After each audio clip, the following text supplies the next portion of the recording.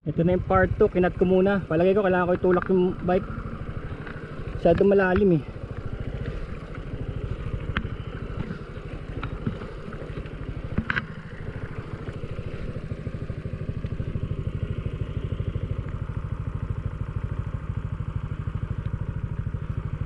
Dapat pala wag sa tubig. Kasi pag sa tubig ka sigurado malambot talaga. Dahil may tubig na eh. Ito na.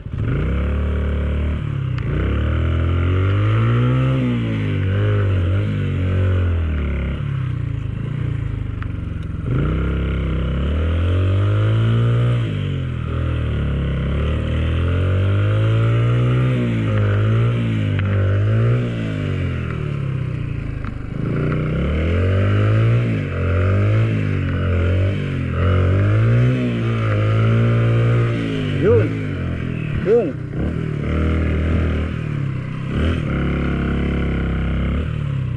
Dito mayayari yung PG1. Yung putik niya, yung tapalodo.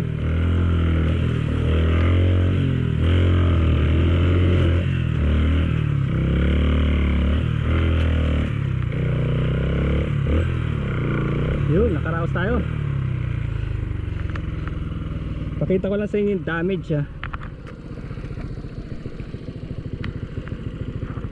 Kaya tignan nyo nangyari sa bike. Kaya yung tapalodo ng PG1 dito yung problema. Magiging problema nga yun. Ayun. Buti na lang naka plastic shoes. Eto mas maganda pala dito. Dito kahit pa paano mababaw siya. Pero pag may tubig na kasip na nagiging quicksand. Quicksand na siya. So wala akong putik sa katawan, sapatos lang dahil yung box ko. Dahil yung box ko ay ano, sinasalo niya. So palagay ko yun yung pinakamatindi kasi nagkamali ako putik ang dinaanan ko.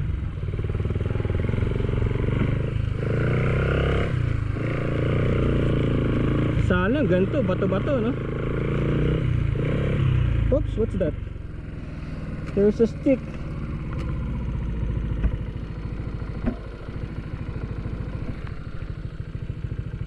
There's a stick.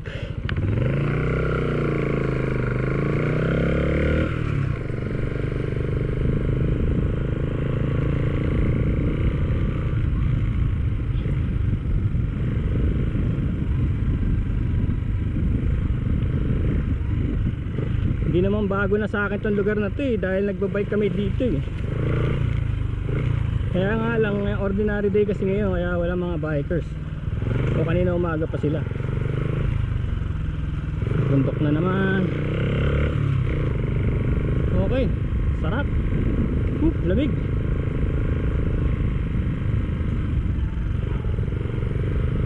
Palagay ko lang kung dito ka nagtatrabaho tapos inutusan ka na ano, lumabas, may bibilin, wala kang magagawa. Susunod ka. Mga security, diba? Saka dito may mga bahay, oh. Ito pa ang problema eh, sa mga ganito, pagka nasiraan ka, hindi mo alam kung saan magtatrabaho. Dahil ano siya, puro putik. Ay, salamat. It's a couple of ano lang, no? Bags lang malalupit. Pero mini lang yun, mini. Ito alam ko na to. Mini lang yung mga dinaanan natin kasi may tao na rito eh. May tao na kasi rito eh. Malapit tayo sa Buso-Buso eh. Sa Buso-Buso Marilake. Pumasok tayo sa Modesta. Malapit na tayo eh. Pwede na ako tumayo-tayo rito. Kakapanood ko ng video sa internet. Oops. Kakapanood ko ng video sa internet. Nakikita ko na yung sinasabi mong may nanghaharang ganon, yung mga bandido sa gubat. Wala masyado, walang ganong kwento eh. Walang mga ganong kwento ang lumalabas eh. Talagang yung safety mo lang talagang. Pero yung ano, may bandido wala. Nakikidnap ganon. O ito, kita nyo, pag na-training na kayo dun sa puti kanina, baliwala na to mga to. Baliwala na. Tapos nakikita ko nyo parang nagrereklamo ko na hindi na ako babalik doon. Pero sa simula lang siguro yon, kasi kung talagang sanay ka na sa ganito, babalik ka. Pero hindi tayo babalik kasi ron eh. Lalabas tayo sa highway, patawid to eh. Shell Buso-Buso, punta tayo sa Shell Buso-Buso. Time is 4:47 na, mag-alas 5 na. Ayan oh. Meron pang shortcut oh. Meron pang dami naman. Oo, ayun, gumawa sila oh. Ang gumawa siguro nito mga ano, mga mountain biker. Hindi naman sa actual hindi nila kaya no? Kaya lang yung mga pyesa kasi nila mahal. Ayaw nilang masira, ayaw nilang kalawangin. Hindi kagaya ng bike ko, panapon na. Hindi, sorry, mahal na mahal ko pala itong bike na to. Baka ngayon po arte-arte. Uy, yaha! There's the last. Yun, nakalusot tayo dun oh. Ang ano ko lang, sana hindi siya talaga ano. Pero mini lang to ah. Mini lang to, wala man tayo sa malayo. Mini lang, mini trail lang to.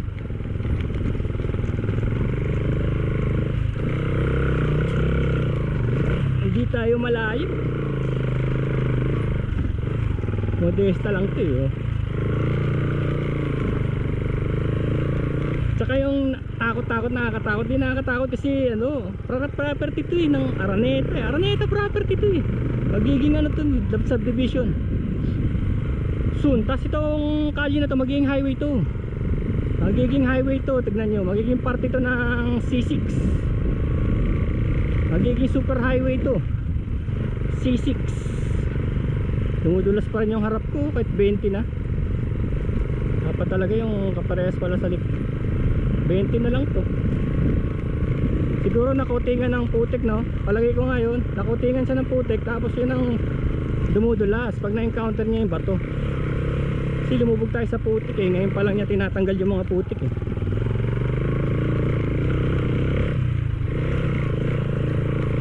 Ito, Oliver, tignan mo na to. Tignan mo na tong video na to. Ito yung mga tatahakin natin. Kailangan iangat mo yung tapalodo mo ng konti.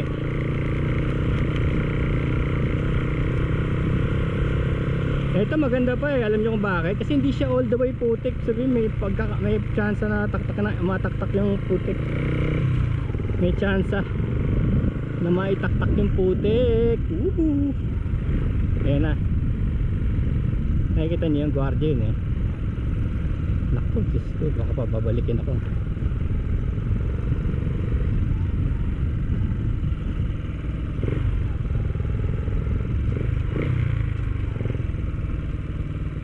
Boss, tatawid lang po sa Buso-Buso. Pwede? Yun. Thank you, thank you.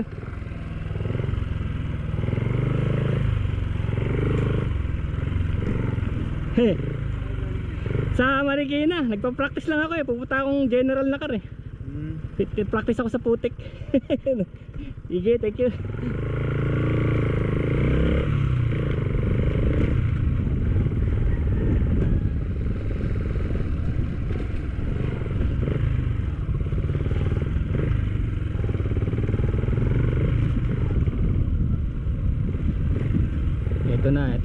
Ito na, property din ng ano to, ng Rojas to, Rojas. Si Mar Rojas. So, dito nakalagay Rojas property. Araneta property, Rojas property. Kaya parang private property ito. Dito yung Philip Sanctuary. Babata ng mga gwardiya, no? Mga gwardiya, ang babata, yung mga pulis, ang babata, yung mga sundalo. Ibig sabihin, sobrang tanda ko na. Woo! Pero yun, magandang practice yun. Hindi tayo pwede mag-general. Ito yung Philip Sanctuary. Hindi tayo pwede mag-general na car kung hindi natin gagawin yun.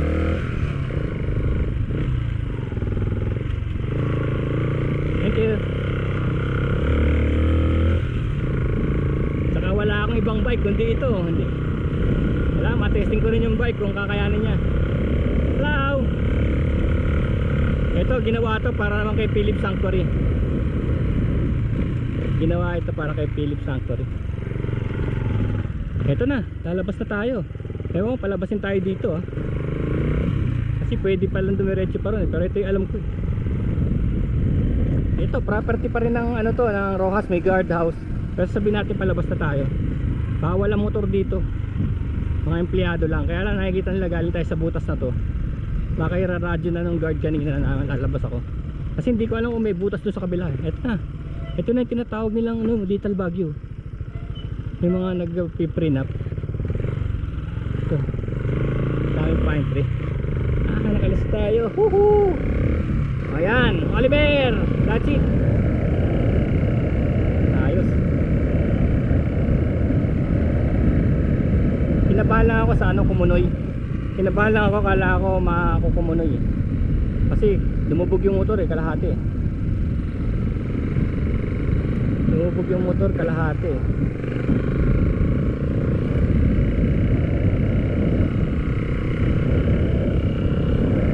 Pero isipin mo, makukumunoy. Ito yung guard house oh. Wala na rin guard house. Ayun.